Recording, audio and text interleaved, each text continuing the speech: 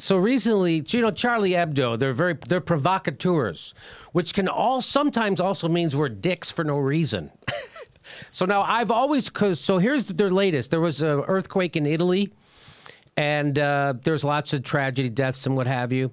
And they put out this that was going to raise a lot of people. Now, I don't speak French, but it says earthquake Italian, right? So it's almost like, and then it says penny sauce and it has an Italian who's like been hurt in the earthquake and he's got red blood on him. So it's penny sauce tomato, penny gratines, and then lasagnas, and they're all stacked like how a lasagna is, and they're all under rubble.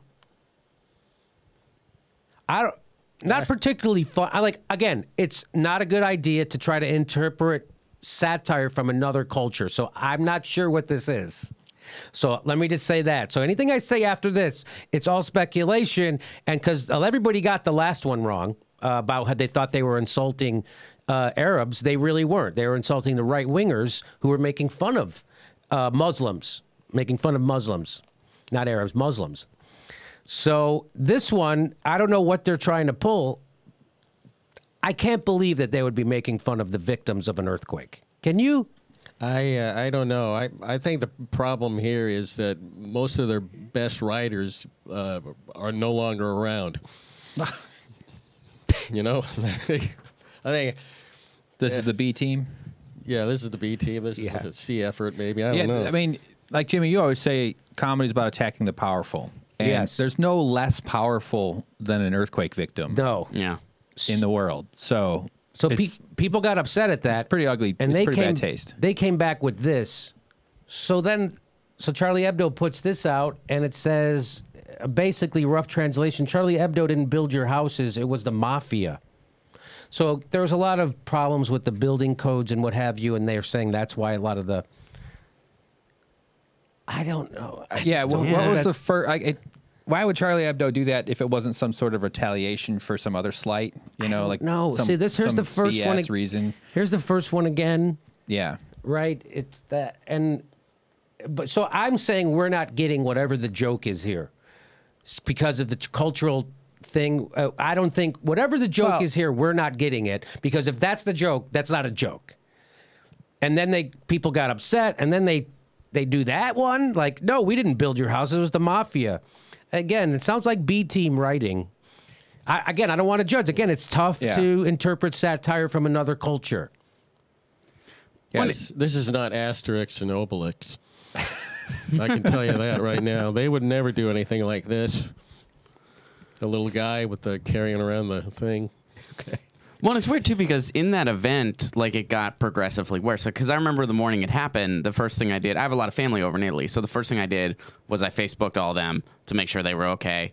And they were fine. And then they asked me when the next time I was coming over to visit was. And I was like, well, I don't know about any time soon, but I'm glad we'll be over soon. But it got progressively worse. Like, at first they were like, yeah, it's not really that bad. But then the death toll got higher and higher. Like, it was worse than they initially speculated. And have you heard that anybody saying anything about the building codes weren't anything about that? Like, the buildings weren't built up to snuff like they're supposed to?